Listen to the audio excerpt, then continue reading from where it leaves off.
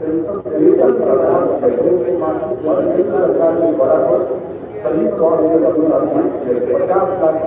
सरकार के द्वारा भी सभी स्वास्थ्य आप जानते हैं 50 लाख रुपए की लॉकडाउन का पीरियड चल रहा था।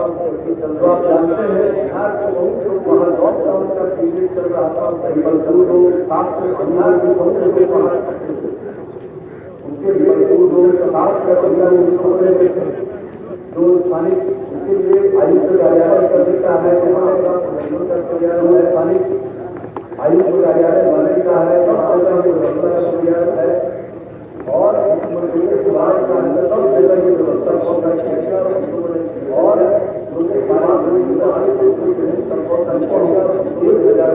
देंगे हमारे लोग और सहायता देंगे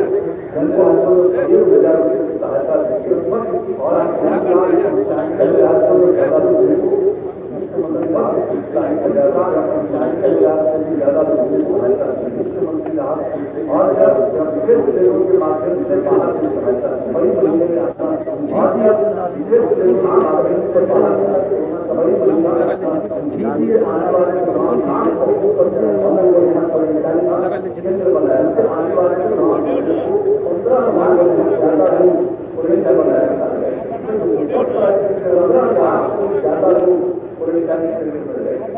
सब प्राइवेट के रहने का भोजन का उनकी चिकित्सा का हर प्रकार का ज्ञान वहाँ पर हर प्रकार का ज्ञान है।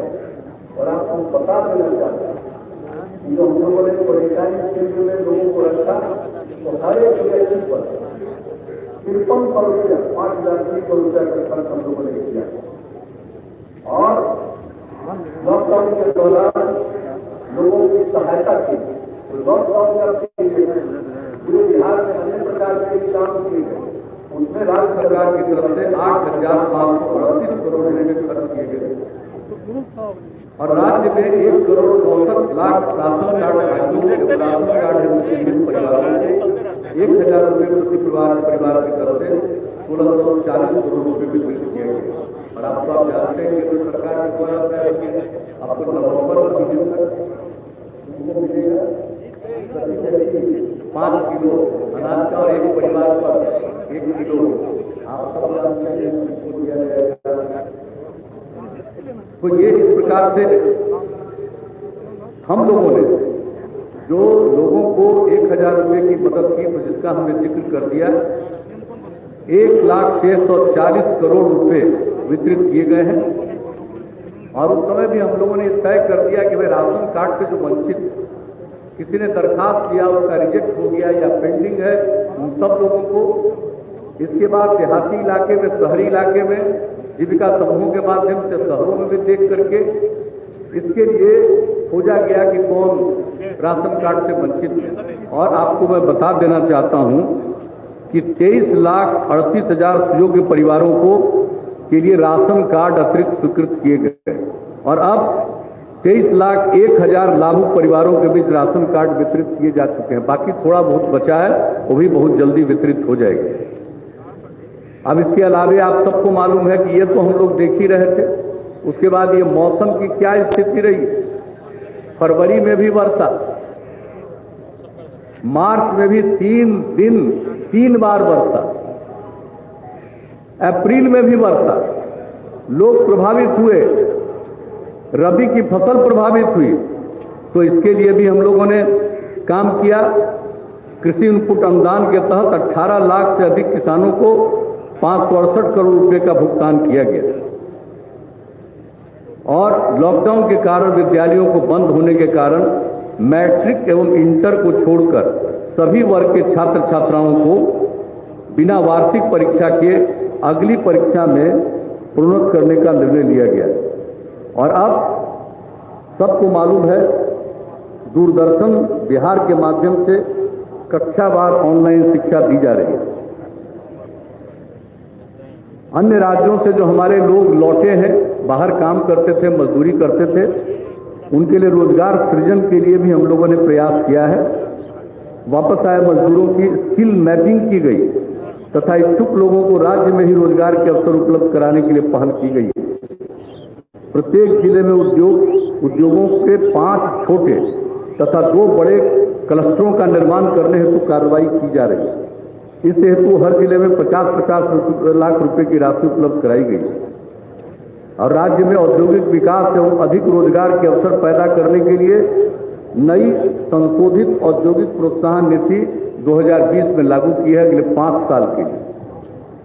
अब ये सब तो काम किया जा रहा है और अभी भी जो स्थिति हम लोग कर रहे हैं, लेकिन एक ही बात सब लोगों से हम लोग अनुरोध करते हैं कि भाई लोगों में भय नहीं, सजगता होनी चाहिए, लोगों को सचेत होना चाहिए और उसके लिए जो खतरा बढ़ रहा है तो उससे बचने के लिए कुछ चीजों पर अमल करना चाहिए। इसके लिए बार बार कहा जाता है लोगों को मास्क का प्रयोग करना चाहिए, बाहर निकल रहे हैं कुछ भी कर रहे हैं मास्क का जरूर प्रयोग करिए।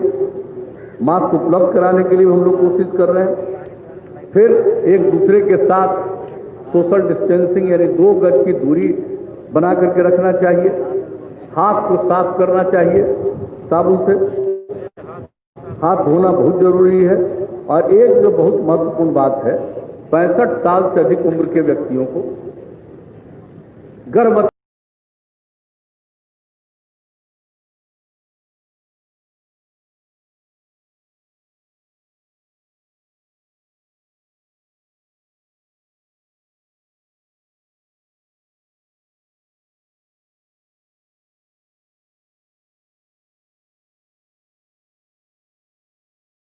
महिला सबसे ज्यादा होता है, तो ऐसी स्थिति में इस बात का पूरे तौर पर सावधानी बरतनी चाहिए और कोरोना से बचाव हेतु सरकार ये प्रयास कर रही है सभी लोगों को सजग और सचेत करने के लिए कोरोना से ही मुक्ति पाई जा सकती है।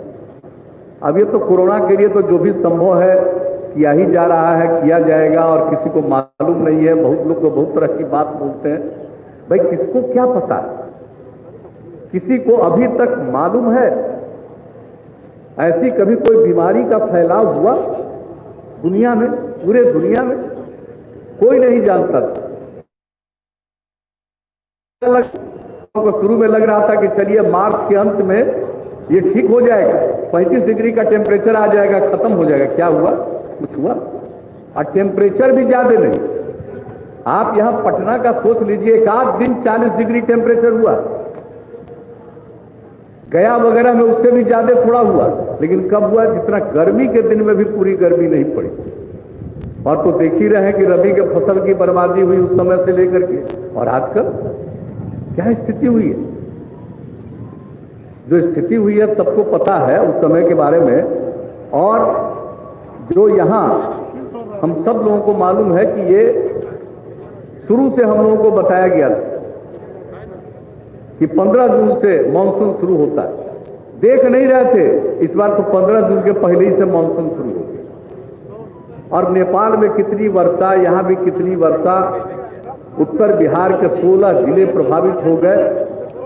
तो इसके चलते और अभी तक जो 14 अगस्त का जो मेरे पास इसके जो आंकड़े आए हैं उसके मुताबिक, कल दोपहर के बाद के जो आंकड़े आए हैं उसके मुताबिक 14 अगस्त 2020 तक कुल 16 जिले में 130 प्रखंडों के अंतर्गत 1303 पंचायतों की लगभग 81 लाख, थोड़ा 81 लाख से भी ज्यादा जनगणना प्रभावित हो गई।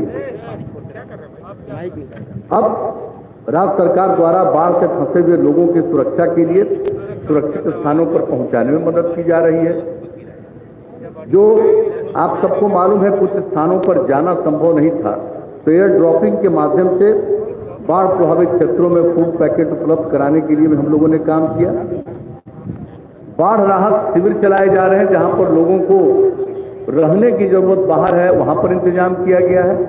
और इसके अलावे सामुदायिक रसोई केंद्र, किसी दिन तो 10 लाख के भी करीब गए, अब लगभग 9 लाख सामुदायिक रसोई केंद्र में भोजन कर रहे हैं, वो प्रबंध है। और आप जान लीजिए, हम तो जाकर के देख आए हैं कुछ, और हमने शुरू से ही कहा कि चाहे राहत केंद्र हो, यानी जिसमें लोगों को हम रखते हैं और उसके साथ साथ भोजन देते हैं, और सामुदायिक केंद्र है, रसोई केंद्र, जिसमें लोगों के लिए भोजन का इंतजाम करते हैं।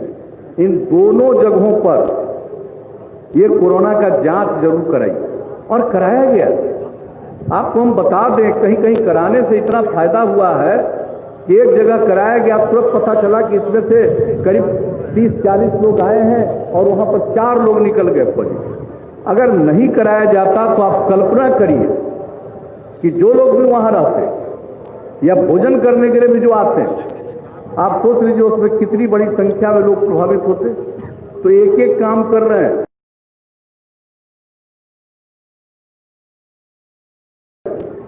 हम लोग तो ज्यादा ये सब चीज प्रचारित में नहीं करते हैं भाई, काम करने में विश्वास है और ये सब काम यहां पर किया जा रहा है।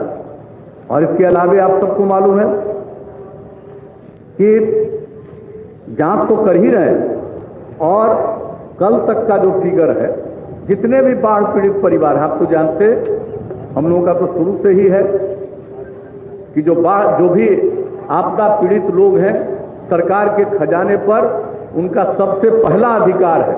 ये हम आज से नहीं, जब से बिहार के लोगों ने हम लोगों को काम करने का मौका दिया है, हम 6-7 से ये बात कर रहे हैं। और इसलिए जब कुछ भी होता है, कहां किस राज्य में मिलता है हमको नहीं मालूम, पता करिएगा। और यहां पर जब जो पीड़ित होते हैं जो परिवार, उन सब लोगों को, एक परिवार को जो ग्रेचुटस रिलीफ, साथ में तो हम लोग 1 क्विंटल अनाज बांटे थे। उसके बाद से जो कोसी ट्रेजेडी हुई और तब हम लोगों ने तय किया 6,000 रुपया का, यानी 3,000 रुपया अनाज के लिए और बाकी 3,000 रुपया लोगों के कपड़ा के लिए या बर्तन के लिए। 6,000 रुपया हम लोग प्रति परिवार देते हैं। और अब पिछले वर्ष से तो सीधे उनके अकाउंट का इस तरह का इंतजाम कर लिया गया है कि डायरेक्ट हम लोग, पिछले साल भी यह सुविधा शुरू की गई और इस बार हम लोगों ने यह सुविधा शुरू कर दी। और आप बता देना चाहते हैं कि 14 अगस्त 2020 तक 7,79,000 बाढ़ पीड़ित परिवारों को 6,000 रुपये की दर से 467 करोड़ रुपए ग्रेचुटस रिलीफ अनुग्रह सहाय राशि उनके खाते में पहुंच गई है। और जो बाकी प्रभावित परिवार हैं, उनके खाते में सप्ताह 10 दिन के अंदर सारा पैसा पहुंच जाएगा। और फसल क्षति जहां कहीं भी हुई है उसका भी आकलन कराया जाता है। और जब आकलन कराया जाएगा तो उन सब लोगों के लिए सहायता दी जाएगी। और इसके अलावे जो इसके चलते जो मृत्यु जिनकी हो जाती है उनको सहायता देना और मृतक पशुओं के लिए भी सहायता दी जाए। तो बाढ़ की स्थिति पर तो नजर रखी जा रही है भाई। जून और जुलाई का तो ये माह हुआ और असली तो यही जो अगस्त का महीना चल रहा है और सितंबर का महीना, कभी कभी अक्टूबर के शुरू में भी बाढ़ की स्थिति उत्पन्न हुई। तो हम लोग तो लगातार इस पर नजर रखे हुए हैं और ये हम लोगों का जो भी संकल्प है उसके आधार पर काम करते हैं। तो ये जो हमारी अद्यतन समस्या है, इसके लिए हम लोग पूरे तौर पर काम कर रहे हैं। और बाकी जो बिहार के लोगों ने जिम्मेवारी दी है, ये तीसरा टर्म चल रहा है और हम लोगों ने विधि व्यवस्था, सामाजिक सौहार्द ये कायम किया और विधि व्यवस्था को, लॉ एंड ऑर्डर को हर तरफ से बनाने रखने के लिए। और आप जानते हैं शुरू के दौर से ही हम लोगों ने तय किया कि भाई एक तरफ लॉ एंड ऑर्डर का काम लोग देखेंगे पुलिस थाने में और एक है इन्वेस्टिगेशन करेगा, जांच करेगा कोई क्राइम होता है। समय लगा और अंततोगत्वा ये पिछले साल से लागू हो गया। तो हर तरह से हम लोग काम करने की कोशिश कर रहे हैं। और आप जान लीजिए, कई लोग तो बहुत बात कुछ बोलते हैं, पहले कितना अपराध होता था, अब क्या होता है। जो राष्ट्रीय स्तर पर राष्ट्रीय अपराध अभिलेख ब्यूरो के द्वारा प्रकाशित होता है पूरे देश के बारे में, तो 218 का प्रकाशित हुआ अपराध आंकड़ों के अनुसार। दर्ज जो संज्ञेय अपराधों का राष्ट्रीय औसत दर, देश भर का औसत दर राष्ट्रीय, जो भी संज्ञेय अपराध जो दर्ज होते हैं और संज्ञेय अपराध जो होते हैं, तो राष्ट्रीय औसत दर 1 लाख की जनसंख्या पर 383.5 है, देश का एवरेज। और बिहार का उससे काफी कम 222.1 है। ये जान लीजिए कि अपराध भी बहुत ज्यादा नियंत्रित हुआ। वैसे तो सब लोग जानता है कि आप कुछ भी कर दीजिए, कुछ आदमी तो गड़बड़ करेगा, बायां दायां करेगा, हम तो हर बार इस बात को करते हैं, लेकिन पूरी निगरानी और जान लीजिए बिहार का अपराध के मामले में 23वें स्थान पर बिहार है। इतना बड़ा राज्य है, इतनी बड़ी आबादी है और तब ये स्थिति है। और इसके अलावे आप सब जानते हैं कि सांप्रदायिक सौहार्द और सामाजिक सद्भाव के लिए हर तरह का काम हम लोग करते हैं। कब्रिस्तान की घेराबंदी का निर्णय हम लोगों ने लिया। कुल लक्षित कब्रिस्तान जिसकी पहचान की गई थी 6 में 8064, उसके विरुद्ध 6299 की घेराबंदी की जा चुकी है। और एक बात अच्छी तरह सबको हम बता देते हैं, हमेशा क्राइम, करप्शन और कम्युनिज्म के प्रति हम लोगों की जीरो टॉलरेंस की नीति है, ये हमेशा रहेगा। और एक चीज जो बार बार हम कहते हैं, जब भी हम देखते हैं अपराध का, खास करके मर्डर का, तो उसका जो विश्लेषण करवाते हैं तो उसका तो 60% संपत्ति का विवाद, भूमि का विवाद ये कारण रहता है। तो आप सबको तो मालूम है, इसके लिए हम लोग तो अपने तरफ से सर्वे सेटलमेंट का काम, एरियल सर्वे पूरा, बाकी सब काम कर रहे हैं। और इस काम को पूरा करने के लिए ये जो भौतिक सत्यापन है, इसके लिए 6308 अमीनों एवं अन्य पदाधिकारियों की नियुक्ति की गई ताकि ये हो जाए। लेकिन उसके अलावे भी हम लोग कर रहे हैं पारिवारिक बंटवारा का निबंधन शुल्क। होता क्या था, लोग परिवार का आपस में बंटवारा नहीं करते क्योंकि उसमें उनको 8% लगता था। अब उसके चलते लोग आपस में बांट लेते थे, लेकिन उसका रजिस्ट्रेशन नहीं होता था। तो इसको देखते हुए हम लोगों ने तय किया कि मात्र 100 रुपया कर दिया, सांकेतिक रूप से 100 रुपया, और उसके चलते उनका बंटवारा होगा। ये बंटवारा हो जाने से, और शुरू हो गया, बढ़ गया, ये हो जाने से झगड़ा घटेगा, नहीं तो झगड़ा और विवाद बहुत बढ़ता है। तो ये सब काम भी हम लोग कर रहे हैं। दाखिल खारिज अद्यतन करने का अभियान चलाया जा रहा। दाखिल खारिज भी न जाने कितने दिनों से पेंडिंग रहता है।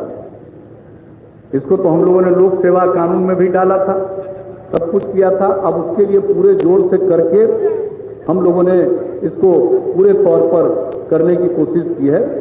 और भूमि विवाद के निपटारे के लिए हम पहले भी कई जगहों पर इसकी चर्चा कर चुके हैं। मैं इसकी चर्चा करना चाहता हूं कि हर जगह जो सर्किल ऑफिसर और थाना प्रभारी, हर थाने में हर सप्ताह एक मीटिंग उनको करनी और देखना है कि कहां पर क्या विवाद है, क्या चीज को अभी रिजॉल्व नहीं किया गया है, ये देखना।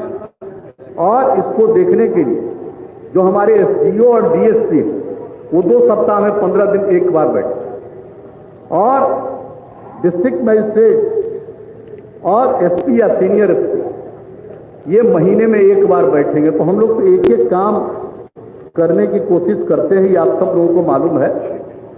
प्रशासनिक सुधार के लिए भी जो काम किया गया, कितने काम किए गए सब मालूम है।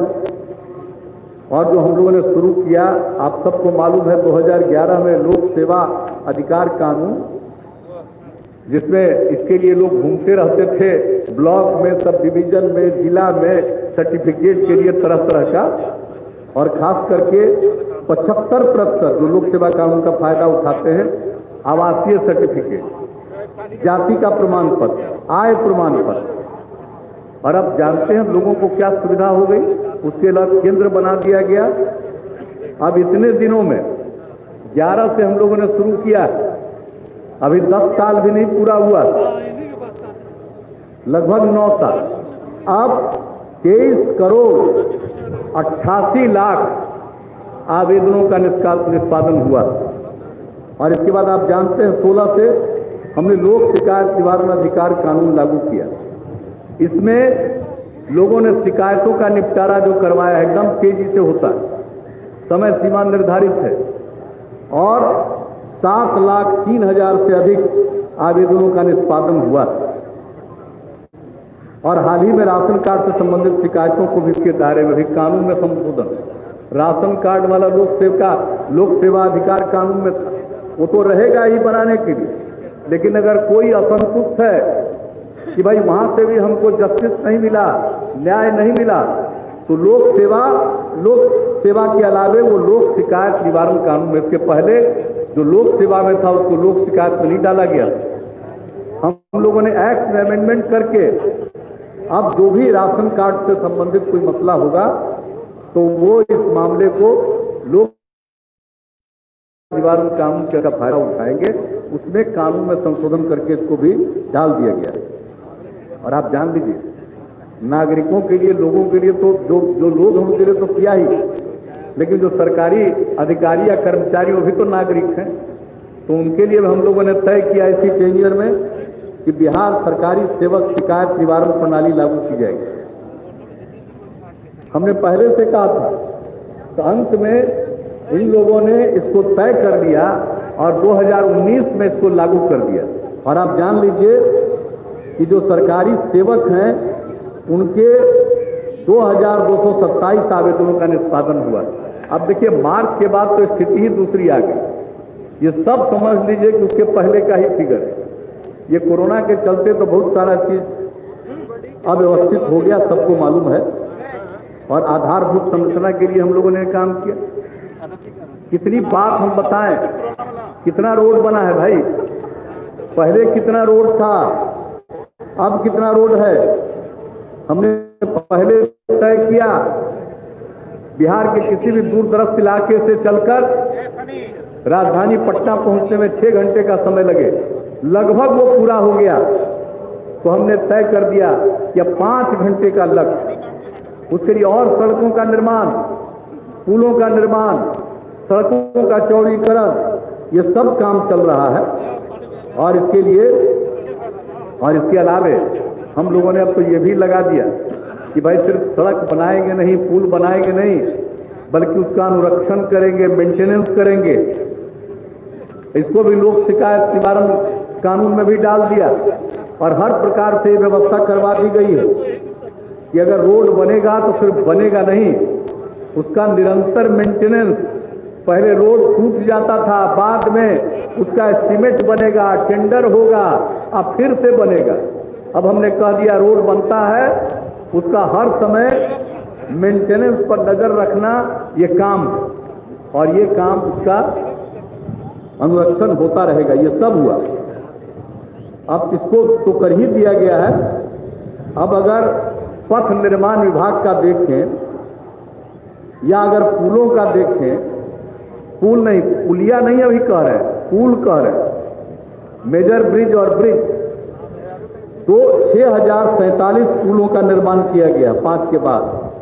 18 मेगा पुल उसमें शामिल और बड़ी संख्या में पुलियों का निर्माण, छोटा छोटा जो पुल बनता है, हजारों की संख्या में। और आप जान लीजिए, पथ निर्माण में विभाग में सड़कों को बनाने के लिए 5 के बाद से अब तक राज्य योजना की बात हम कर रहे हैं। नेशनल हाईवे जो केंद्र से बनता है उसकी चर्चा हम नहीं कर रहे हैं।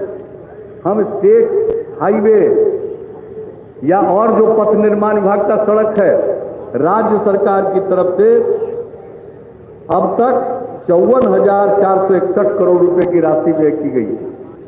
और उसी तरह से ग्रामीण सड़कों में जो राज्य की तरफ से निर्माण हुआ उसमें 34,287 करोड़ रुपया खर्च किया गया।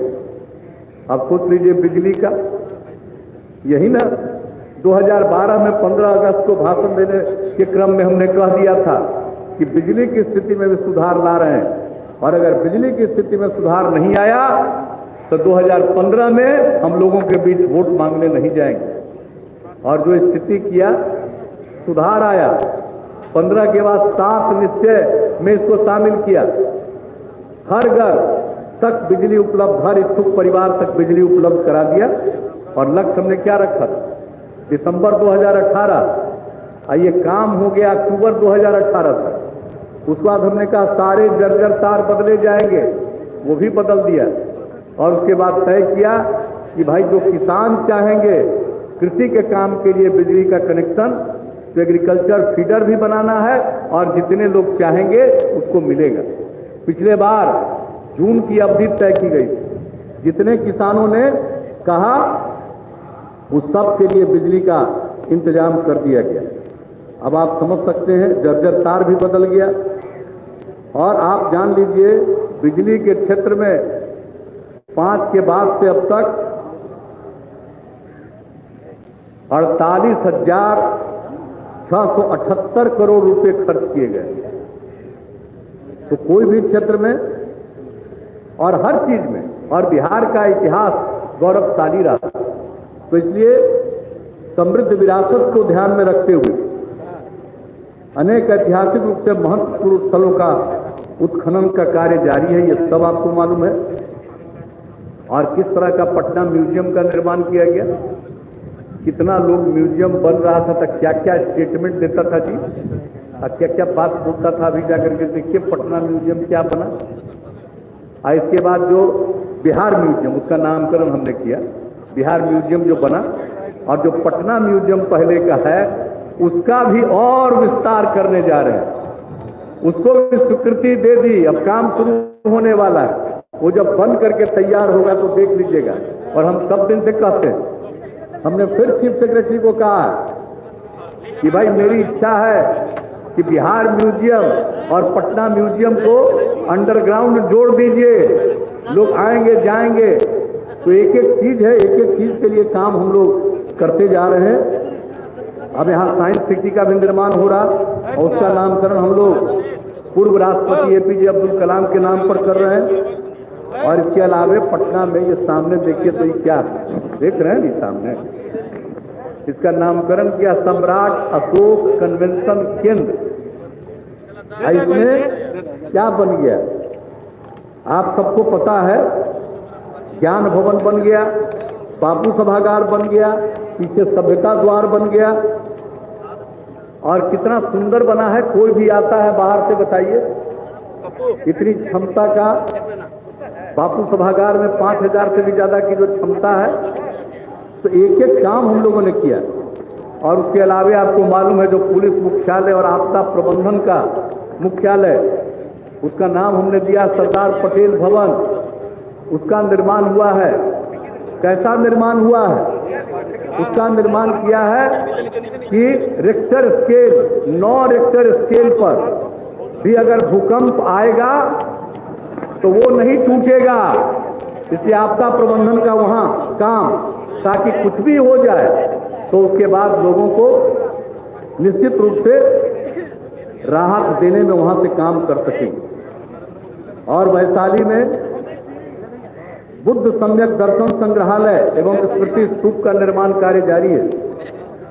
बोधगया में महाबोधि सांस्कृतिक केंद्र बोधगया का निर्माण जारी है।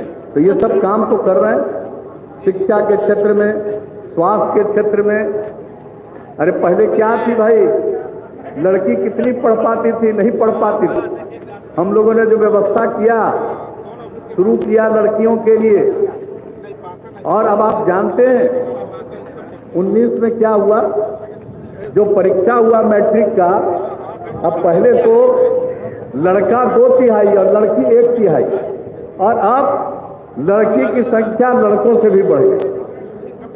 तो ये परिवर्तन आया। हम कितनी बात बतावे, हम देख रहे हैं कुछ लोगों को दिक्कत हो रही है गर्मी के चलते, तो ज्यादा देर बोलेंगे तो कष्ट होगा। उधर भी हम देख रहे हैं, इधर भी हम देख रहे हैं। इसलिए इसके क्षेत्र में और हर पंचायत में उच्च माध्यमिक विद्यालय, एक बात हमेशा हम कहेंगे, आप जान लीजिए बिहार का प्रजनन दर तो बहुत ज्यादा है, आबादी का घनत्व तो कितना ज्यादा है। अगर 2011 के आंकड़ों के हिसाब से आप देख लीजिए तो देश का 380 के करीब है, लेकिन बिहार में 1100 से भी ज्यादा है 1 स्क्वायर किलोमीटर में लोगों की आबादी। इतना आबादी का घनत्व है। प्रजनन दर हमारा ज्यादा था। जब यहाँ काम का मौका मिला 4.3 था, घट करके 3.2 हुआ है। और हम बराबर लोगों के बीच में इस बात की चर्चा करते हैं। जब हम लोगों ने आकलन किया, देखा कि अगर पति पत्नी में पत्नी मैट्रिक पास है तो पूरे देश का औसत प्रजनन दर 2 है। और बिहार में भी पति पत्नी में अगर पत्नी मैट्रिक पास है तो प्रजनन दर 2, और अगर +2 तक इंटर तक पढ़ी हुई है, इंटरमीडिएट तक, देश भर में पति पत्नी में पत्नी इंटर पास है तो प्रजनन दर 1.7, और बिहार में भी ऐसा पति पत्नी का है, और पत्नी अगर +2 पास है तो प्रजनन दर बिहार का थोड़ा और कम 1.6। उसी में यूरेका की भावना आई, और तब जाकर के हम लोगों ने यहाँ जो शुरू किया, आपको मालूम है कि हर पंचायत में उच्च माध्यमिक विद्यालय तक हम लोग बनाएंगे। और आपको बता दें कि जब हमने पिछले साल आकलन किया तो देखा कि अभी भी 5081 पंचायतों में तो बन गया, 3305 पंचायत बचा रह गया। तो पिछली बार ही मजबूती से हम लोगों ने निर्णय लिया और काम शुरू, और इस बार अप्रैल से ही 9वीं की पढ़ाई होनी थी, लेकिन अब ये कोरोना वायरस हो गया, इसके चलते 9वीं के पढ़ाई का काम शुरू अब जब भी शुरू हो जाएगा तब हो जाएगा। यानी आप कल्पना कर लीजिए, सब जगह लड़के और लड़कियों की शिक्षा होगी, तो अपने बिहार की कितनी बड़ी समस्या का समाधान होने वाला है। स्वास्थ्य के क्षेत्र में कई लोग कई बात करते हैं। हम लोगों को जब बिहार के लोगों ने मौका दिया 2006 में, तो प्राइमरी हेल्थ सेंटर में 1 महीना में 39 लोग आता था, यानी एक दिन में 1 आदमी। और अब आपको मालूम है प्राइमरी हेल्थ सेंटर में 1 महीने में 10,000 लोग इलाज के लिए जाते हैं। ये स्थिति स्वास्थ्य के क्षेत्र में इतना परिवर्तन हुआ। कितने और नए मेडिकल कॉलेज बन रहे हैं, सब तरह की सुविधा हम लोगों ने शुरू कराया है। इसलिए अब, और किस तरह से पोलियो का उन्मूलन किया, पल्स पोलियो जो अभियान चला, आपको मालूम है 10 के बाद एक भी मामला दर्ज नहीं हुआ। तो हर तरह से, और जो टीकाकरण का काम नहीं होता था, मालूम है नियमित टीकाकरण मात्र 18% था। जो इच्छा आता है लोग बोलने लगेंगे, लेकिन आप जान लीजिए नियमित टीकाकरण भी क्या बुरा हाल था, और हम लोगों ने उसको बढ़ाया। और अब, और हमने तो तय कर दिया है कि टॉप 5 राज्यों में से एक हमारा बिहार रहेगा, हमको इतना टीकाकरण बढ़ाना। और बढ़ते बढ़ते आप जान लीजिए अब टीकाकरण 86%, 86% हो चुका। तो हर क्षेत्र में काम, कृषि के क्षेत्र में उत्पादन में वृद्धि, हर तरह का काम, कृषि रोड मैप तीसरा चल रहा है, उत्पादकता बढ़ी है। कौन सा काम हम लोग नहीं कर रहे हैं? मौसम के अनुकूल फसल के लिए हम लोगों ने काम शुरू किया 8 राज्य से, ये पूरे सभी 8 जिलों में, ये पूरे 38 जिलों में लागू है। एक एक काम हम लोग कर रहे हैं। फसल अवशेष को लोग जला देते हैं, इसके खिलाफ हम लोग अभियान चला रहे हैं। और फसल अवशेष लोग नहीं जलावे, इसके लिए अनुदान दे रहे हैं। फसल अवशेष जिसको पराली कहते हैं, इसके लिए फसल अवशेष का प्रबंधन ठीक से कर सकिए, इसे 4 कृषि यंत्र इसके लिए बहुत उपयोगी। उस कृषि यंत्र के लिए राज्य सरकार ने दे दिया, निर्णय ले लिया कि 75% का अनुदान किसानों को देंगे, और अगर अनुसूचित जाति, जनजाति और अति पिछड़े वर्ग के कृषक हैं तो उनको 80% का अनुदान देंगे। और आप जान लीजिए बुआई के लिए, और जो कंबाइन हार्वेस्टर का काम चलता, उसी के चलते ये सब, ये जो पराली वाला जो समस्या शुरू हुआ, फसल अवशेष को जलाना शुरू किया, ये अपने भी कई राज्यों, कई जिलों में शुरू हो गया। तो उससे बचना है, उसके उपयोग में कमी लाने पर जोर, इसके लिए अभियान चल रहा है। और आप जानते हैं कि 4 जो मशीन हमने बताया, बुआई के लिए हैप्पी सीडर एवं जीरो टिलेज मशीन, फसल अवशेष को छोटे छोटे टुकड़ों में काटकर खेत में बिछाने के लिए रोटरी मल्चर, फसल अवशेष को इकट्ठा करने के लिए स्ट्रॉ रीपर एवं स्ट्रॉ बेलर, फसल काटने एवं बंडल बनाने के लिए रीपर कम बाइंडर यंत्र। तो ये सब काम हो रहा। फसल बीमा योजना को समाप्त करके लोगों को पैसा लगता था, बिहार फसल सहायता योजना लागू कर दिया गया है। अब कितना हुआ है? अब हम लोग अगर मछली का भी देखिए, 7-8 में 2,61,000 मीट्रिक टन था। अब मछली का बढ़ करके उत्पादन यहाँ हो गया 6,41,000 मीट्रिक टन। और बिहार अंतःस्थलीय इंग्लैंड मछली उत्पादन में चौथे स्थान पर पहुंच गया। राज्य में चावल, गेहूं और मक्का की उत्पादकता लगभग दोगुनी हो गई। तो हर क्षेत्र में काम, कौन सा काम? और एक हमारा आगे का लक्ष्य है, इतना सब काम इरिगेशन का सब कुछ कर रहे हैं, आगे मौका मिलेगा तो हम लोग हर खेत तक सिंचाई के लिए पानी पहुंचा देंगे। और ऊपर हमने पूरा का पूरा सर्वेक्षण का काम शुरू करवा दिया है। तो एक एक काम हम लोग करते रहते हैं। न्याय के साथ विकास, हमारा लक्ष्य हर इलाके का विकास, हर तबके का उत्थान, जो किनारे पड़े हुए हैं, हाशिए पर हैं, उनको मुख्य धारा से जोड़ने के लिए काम। और इसी के लिए क्या किया गया? महिलाओं के उत्थान के लिए काम, अनुसूचित जाति अनुसूचित जनजाति के उत्थान के लिए काम, अति पिछड़े वर्ग के उत्थान के लिए काम, अल्पसंख्यक समुदाय के उत्थान के लिए काम। और इतना ज्यादा काम हुआ है, बताइए। महिलाओं के लिए प्राथमिक शिक्षक नियोजन में 50% आरक्षण।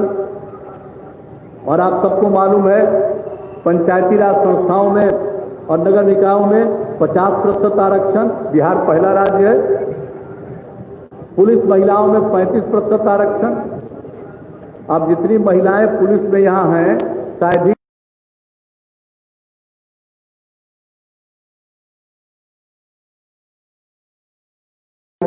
हमारा लक्ष्य था 10 लाख स्वयं सहायता समूह। मुझे खुशी हुई है, अब 10 लाख से भी थोड़ा ज्यादा बढ़ गए और ये संख्या और बढ़ेगी। स्वयं सहायता समूह, जिसका नामकरण हम लोगों ने जीविका कहा। हम लोगों ने अपनी योजना बनाई और जीविका के माध्यम से कितना अवेयरनेस और जागृति महिलाओं में आई है। और इसके बाद प्रजनन दर वाली बात तो बता दिए। लोगों को खुशी नहीं होती है कि बेटी हुआ। अरे भाई, बेटी के बिना कुछ होने वाला है? ये धरती चलने वाली है। बेटी जरूरी है। और तो बेटी के लिए लोगों को खुशी हो, हम लोगों ने जो नई स्कीम बनाई, आप सबको मालूम है, जन्म से लेकर के और ग्रेजुएशन तक पढ़ ले महिलाएं 54,100 रुपये के प्रोत्साहन राशि। कन्या जन्म ले 2,000 रुपया, आधार से पंजीयन कर ले 1,000 रुपया, 2 महीने के अंदर संपूर्ण टीकाकरण कर ले 2,000 रुपया। पोशाक योजना जो हम लोगों ने शुरू किया, बढ़ा दिया। पहला दूसरा के लिए 400 से बढ़ा के 600, तीसरा 5वां क्लास तक के लिए 500 से बढ़ा के 700, छठा 8 के लिए पोशाक की राशि 700 रुपये से बढ़ाकर 1,000 रुपया, और 9वें 12वें के लिए पोशाक की राशि 1,000 रुपये से बढ़ा के 1,500 रुपया। सैनिटरी नैपकिन हम लोगों ने शुरू किया था, 150 रुपये का प्रावधान, अब उसका कर दिया 300 रुपये का प्रावधान। और कोई भी लड़की इंटर पास करती है अविवाहित, 10,000 रुपया। और अगर ग्रेजुएट हो जाएगी और वो विवाहित भी रहे अविवाहित रहे, दोनों 25,000 रुपया। तो किस तरह से महिलाओं के उत्थान के लिए काम हो रहा। वही तबकों से हर प्रकार से, अनुसूचित जाति, जनजाति, पिछड़ा वर्ग, अल्पसंख्यक समुदाय, सब के लिए जो हम लोगों ने पहल की है, आप सबको मालूम है, हर के उत्थान के लिए काम किया। अभी जो शुरू किया मुख्यमंत्री ग्राम परिवहन योजना, हर एक पंचायत में 5 वाहन 50% मदद कर रहे हैं, 1 लाख रुपए तक। और उसमें 3 अनुसूचित जाति जनजाति को और 2 अति पिछड़े वर्ग। अब तक 41,930 के विरुद्ध 27,005 लाभुकों को अनुदान मिल गया, लोगों ने ले लिया। और सिविल सेवा प्रोत्साहन योजना में तो पता है, बिहार लोक सेवा आयोग वाला में करना है, पहला परीक्षा पास किया है प्राइमरी तो 50,000, और संघ लोक सेवा आयोग में प्राइमरी परीक्षा पास करेगा तो 1 लाख रुपये। अनुसूचित जाति, अनुसूचित जनजाति और अति पिछड़े वर्ग। और अति पिछड़े वर्ग में सभी समुदाय के लोग हैं, सिर्फ हिंदू ही नहीं है, मुस्लिम भी है। अति पिछड़े वर्ग में सबको इसका फायदा। और अभी जो पता चला है कि यूपीएससी की परीक्षा में जो ये पहला पास करने के बाद 1 लाख रुपए तक की मदद मिली, इस बार बड़ा खुशी हुआ कि कम से कम इस योजना से लाभान्वित 2 अनुसूचित जाति और 1 अनुसूचित जनजाति के युवाओं को सफलता मिली। और जितने पुराने जर्जर अनुसूचित जाति जनजाति के छात्रावास है, उन पे नए भवनों का निर्माण किया जा रहा है। अनुसूचित जाति अनुसूचित जनजाति के सभी 96 आवासीय विद्यालयों को 10+2 में उत्क्रमित किए जाने की स्वीकृति दी गई है और सबकी आवासन क्षमता 720 की होगी। कहीं की योजना नहीं है 720 की क्षमता का। और अभी 37 आवासीय विद्यालयों में नए भवन का निर्माण जारी है। और आपको मालूम है, मुख्यमंत्री अनुसूचित जाति जनजाति उद्यमी योजना की शुरुआत की। यानी अगर वो उद्यम करेंगे 5 लाख रुपए का अनुदान, अब 5 लाख रुपया बिना इंटरेस्ट के उसको मदद की जाएगी, ऋण दिया जाएगा। और अब हम लोगों ने इसी साल घोषित कर दिया, अब अति पिछड़े वर्ग को भी हम लोग इसमें शामिल कर रहे हैं। कर्पूरी जयंती के अवसर पर 24 जनवरी से ही हम लोगों ने इसको लागू कर दिया। अब इसका लाभ लोग ले रहे हैं। इसके अलावा कई काम किया। जो अनुसूचित जाति जनजाति को 2.5 लाख रुपए तक की परिवार की आमदनी है, उनको आगे जो अनुदान दिया जाता था 10वां के बाद, अति पिछड़े को मिलता था 1.5 लाख रुपए तक की, उसको भी बढ़ा करके 2.5 लाख रुपए हम लोगों ने कर दिया। तो एक एक चीज हर प्रकार से। और इन लोगों को जो चाहे प्रधानमंत्री आवास योजना, मुख्यमंत्री आवास योजना में घर मिल गया लेकिन जमीन नहीं है, तो उसके लिए उनको हम लोगों ने 1,20,000 रुपया तो खैर जो मिलता ही है, उसके अलावे हम लोगों ने तय किया कि उनको जमीन खरीदने के लिए 60,000 रुपये की मदद करेंगे। हर प्रकार से अल्पसंख्यक के लिए जो उत्थान किया गया है, ये सबको पता है। बिहार राज्य मदरसा सुदृढ़ीकरण योजना लागू की गई, पूर्णिया में भी उसका केंद्र बना है। और मदरसा के जितने भी शिक्षक और शिक्षकेतर कर्मचारी हैं, सबकी स्थिति खराब थी। मदरसों के अनुदान में बढ़ोतरी की और अन्य शिक्षकों और अन्य कर्मियों का जो वेतन है, उसी प्रकार से उनको भी अब ये अनुदान दिया जा रहा है। और इसके अलावे हम लोगों ने तय किया मैट्रिक से ही उर्दू की पढ़ाई भी होगी। उसके लिए उर्दू शिक्षकों की नियुक्ति के लिए 16,832 उर्दू शिक्षकों का नियोजन किया जा रहा है। मुस्लिम परित्यक्ता महिला सहायता योजना को 10,000 से बढ़ाकर 25,000 रुपया किया। युवाओं के स्वरोजगार हेतु रोजगार ऋण योजना के बजट को बढ़ाकर 4 गुना कर दिया गया। और वक्फ की भूमि पर बहुउद्देशीय भवन, मुसाफिर खाना, विवाह भवन, व्यावसायिक भवन, दुकान, मार्केट कॉम्प्लेक्स का निर्माण कराया जा रहा है। और प्रत्येक जिला मुख्यालय में वक्फ की भूमि पर +2 स्तर के विद्यार्थियों के लिए अल्पसंख्यक आवासीय विद्यालय निर्माण की योजना। और जान लीजिए, दरभंगा में शुरू हो गया 57 करोड़ की लागत से 13 जिले में भूमि चिन्हित कर ली गई। और आपको मालूम है, जो वक्फ बोर्ड के जमीन का किस तरह से करवा रहे हैं, बहुउद्देशीय भवन का निर्माण यहीं जाकर के देख लीजिए। अंजुमन इस्लामिया हॉल जो है, ये इसका जो निर्माण कार्य चल रहा है, जाकर के देख लीजिए। इसी तरह से पूरे बिहार में हर जिले में हम लोग निर्माण करने वाले हैं। और मौलाना बदरुल हक अरबी एवं फारसी विश्वविद्यालय का भवन निर्माण कराया जा रहा है। तो आप जान लीजिए, एक एक काम हम लोगों की तरफ से। और जो वृद्धजन पेंशन के बारे में पिछली बार भी हम लोगों ने कहा, जिन लोगों को किसी प्रकार का पेंशन नहीं है और कोई भी उनकी आमदनी हो, जो भी इच्छुक होंगे, उनको हम लोग वृद्धजन पेंशन देंगे। और जान लीजिए, 22 लाख पिछले वर्ष से शुरू किया, 22 लाख लोग वृद्धजन पेंशन लोग ले रहे हैं। और इसमें जो बायोमेट्रिक सत्यापन में सफल नहीं होंगे, भौतिक सत्यापन की सुविधा भी दी गई है। ये समस्या आ गई। और समाज सुधार के लिए तो बात हुआ ही, हम तो हर बार कहते हैं भाई, शराबबंदी किया, बाल विवाह दहेज प्रथा के खिलाफ अभियान, कुछ लोग तो गड़बड़ करता ही है, बाएं दाएं करता, हर बार बता देते हैं शराब पीना बहुत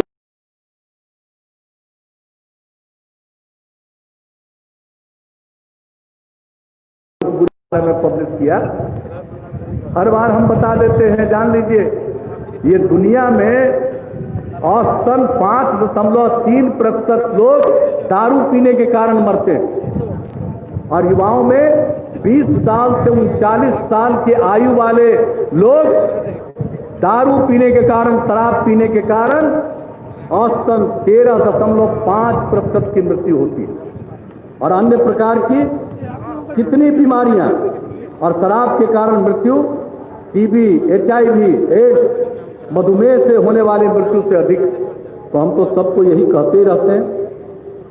और हम लोगों ने बाद में जो कुछ भी किया, 7 निश्चय के अंतर्गत आप जान लीजिए सब काम, महिलाओं का आरक्षण तो हो ही गया, हर घर बिजली पहुंचा ही दिए, उसकी चर्चा किए। और अब आप जान लीजिए कि जो हम लोगों ने किया था स्टूडेंट क्रेडिट कार्ड योजना, 1,01,000 विद्यार्थियों ने इसका लाभ लिया।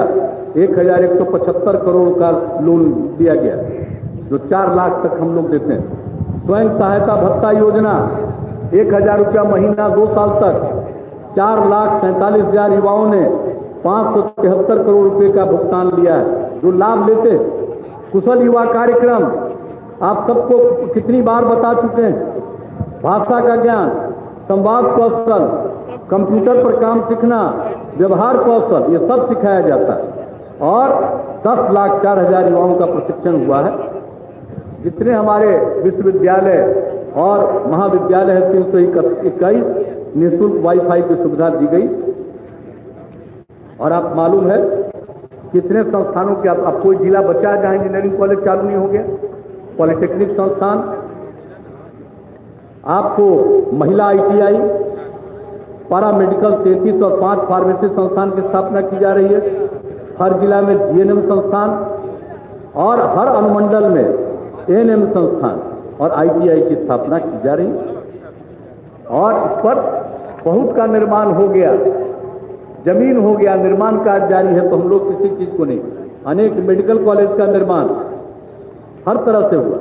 और हर घर नल का जल बता देते हैं आपको, ये जो आ गया मार्च से लेकर के अब तक, जो 20 अप्रैल से फिर काम शुरू हुआ, आप जान लीजिए हर घर के नल के जल की स्थिति शहरी एवं ग्रामीण क्षेत्रों में मिला करके 1,18,031 वार्ड है, उसमें से 82,182 वार्डों में कार्य पूर्ण तथा शेष कार्य तेजी से जारी है। सभी घरों में नल का जल इस वर्ष के अक्टूबर माह तक पूरा हो जाने का लक्ष्य है, पूरी संभावना।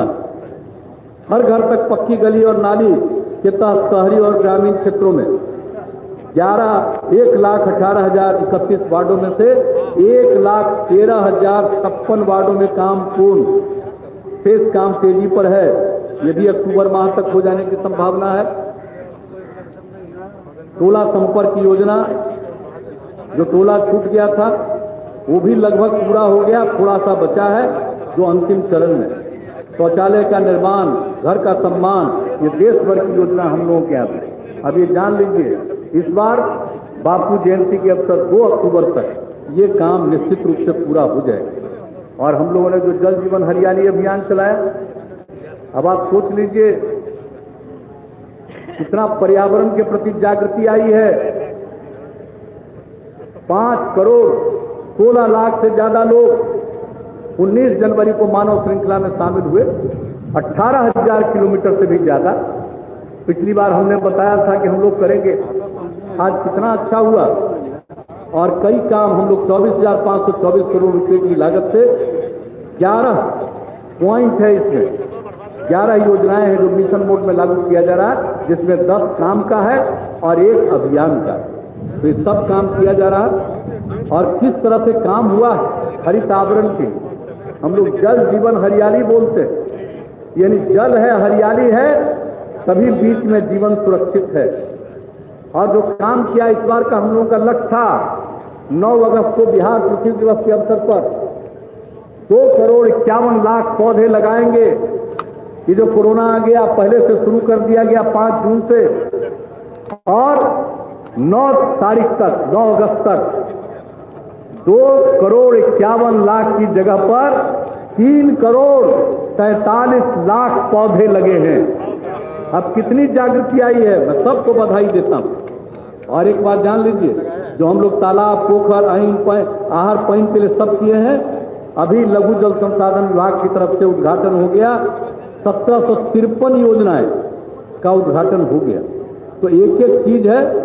और आप जान लीजिए कि सारा काम हम लोग करने जा रहे हैं, और गया, बोध गया, राजगीर, नवादा, सबको गंगा नदी का जल जो उपलब्ध कराएंगे, उस पर काम प्रारंभ हो गया। तो एक एक काम हम लोग जल जीवन हरियाली अभियान के लिए भी किए।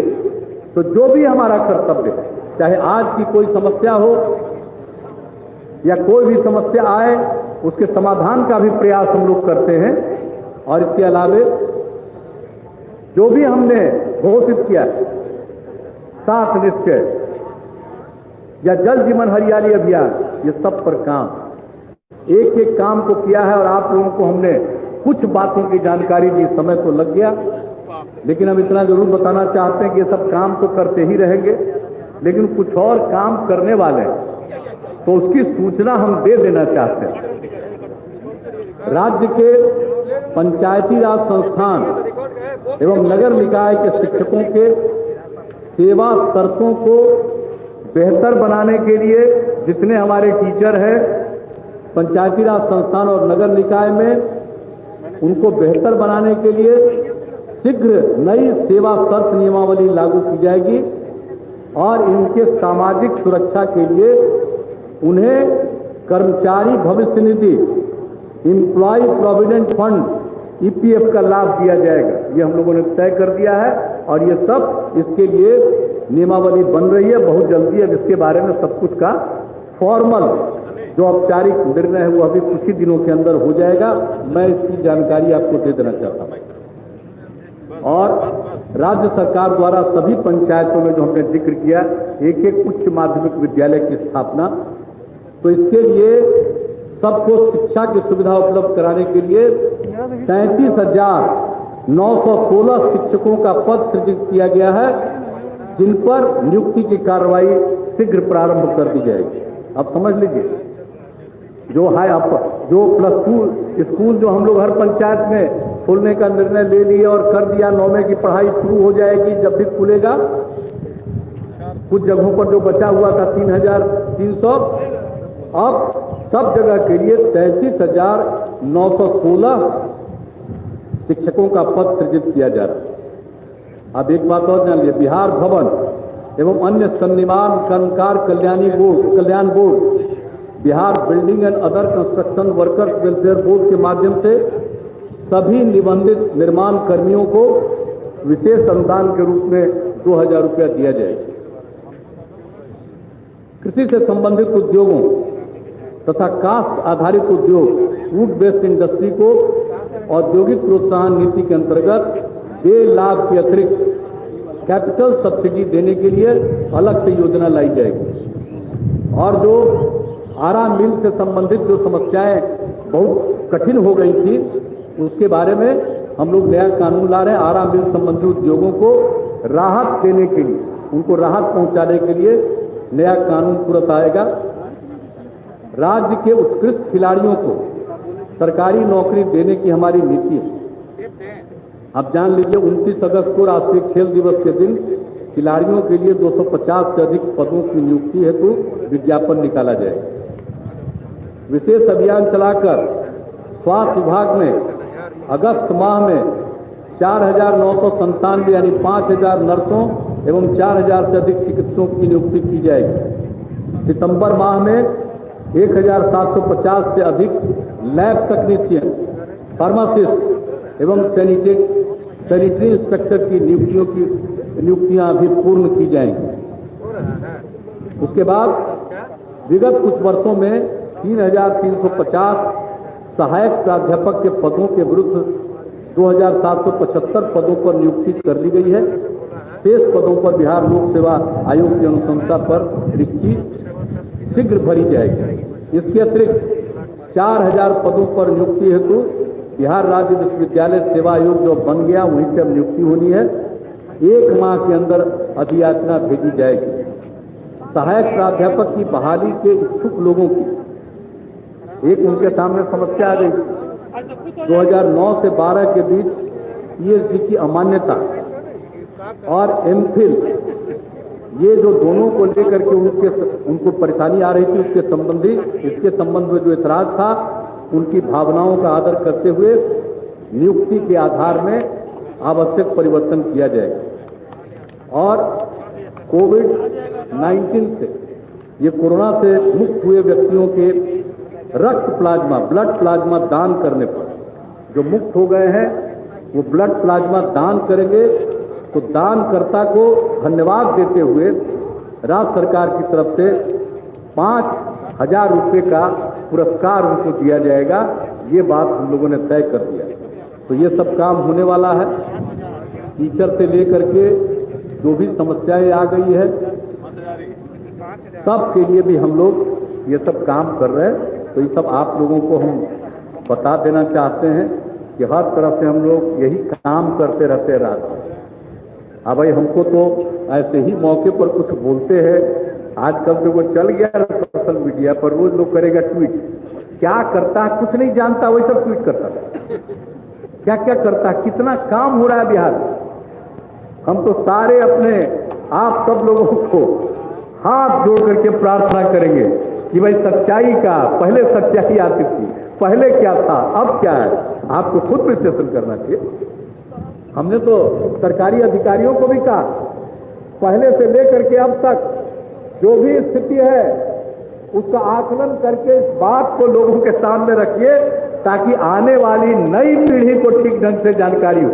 हम लोग जितना काम कर दिए, कहीं सड़क था जी, गड्ढा था, गड्ढा में सड़क में गड्ढा, यही कहा जाता था। बिजली था, कुछ नहीं था। लेकिन जो कम उम्र के बच्चे उनको कुछ मालूम नहीं। अब वो सब 18-20 के होने जा रहे हैं। तो भाई सबको सही बात होना चाहिए। सोशल मीडिया का 2 रूप है। एक पक्ष बहुत पॉजिटिव है, उसके माध्यम से सबको सही जानकारी मिलती है, और एक पक्ष है इसका दुरुपयोग करता है। कोई काम नहीं करेगा, घर में बैठा रहेगा, सोया रहेगा, कुछ न कुछ वो कुछ लिख देगा। तो इसलिए इन सब चीजों के बारे में सही बात की जानकारी भी देनी चाहिए। हम इसलिए ऐसे मौके पर भी सब बात अब तक हुआ आपको, हालांकि समय लग गया होगा, लेकिन हम तो कोशिश किए अति संक्षेप में ही कुछ बता दें। इतना काम कि हम सब काम की चर्चा कहाँ की। अगर हम सब काम की चर्चा करेंगे तो आप लोगों को कई बार पानी पीने की जरूरत पड़ेगी। हमारे पुलिस वाले ही आज उनमें कई लोगों को तकलीफ सुबह से ही ऐसे ही होगा। यहाँ पर तो लोग अपना अंदर बैठे हुए, इनको तो कोई बात नहीं है, लेकिन बाकी लोगों को, इसलिए हम ज्यादा आप लोगों को इसमें हम ज्यादा आपका समय नहीं लेंगे। हम इतना ही कहते हुए इतना ही आपको वचन देते हैं कि भाई लोगों की सेवा करना ही हमारा दिलचस्पी है। और आप जान लीजिए लोगों की सेवा करना ही हमारा धर्म है, और इसी के आधार पर हम आगे चलते हैं। और सरकार की कामना है कि समाज में सद्भाव एवं भाईचारा का वातावरण कायम रहे तथा पर्यावरण का संरक्षण हो और राज्य को कोरोना संक्रमण की महामारी से मुक्ति मिले। सभी चुनौतियों के बावजूद हमारा राज्य प्रगति के पथ पर अग्रसर है। हमारा अतीत गौरवशाली है, विरासत समृद्ध। हम उसी ऊंचाई को फिर से प्राप्त करना चाहते हैं। तो आइए स्वतंत्रता दिवस के शुभ अवसर पर हम सब यह संकल्प लें कि बिहार को राष्ट्र के मानचित्र पर एक खुशहाल राज्य के रूप में स्थापित करने के लिए अपना सहयोग प्रदान करेंगे। बिहार का इतिहास कितना गौरवशाली, तो हम इसको एक खुशहाल राज्य बनाएंगे और इसके लिए हम सब संकल्प लें और सब लोग सहयोग प्रदान करें। और इस अवसर पर मैं पुनः आप सभी को और सभी बिहार वासियों को स्वतंत्रता दिवस के शुभ अवसर पर अपनी शुभकामनाएं देता हूं। अब 3 बार जय हिंद, जय हिंद, जय हिंद, जय हिंद।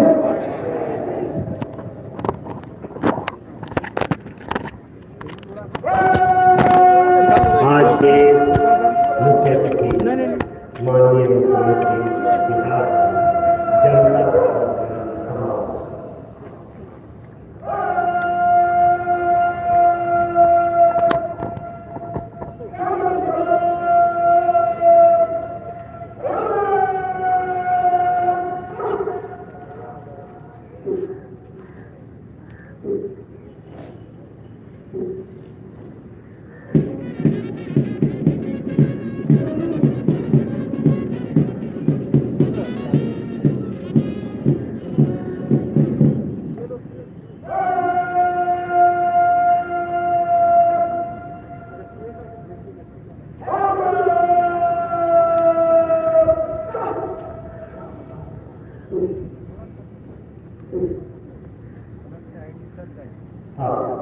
परेड कमांडर आज के प्रोग्राम के मुख्य अतिथि थे। परेड विसर्जन की अनुमति प्राप्त करने के लिए सभी सलामी और चले।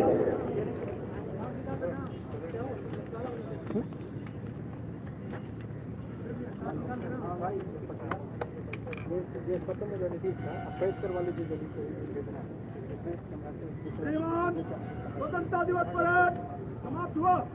विसर्जन की अनुमति चाहता हूँ।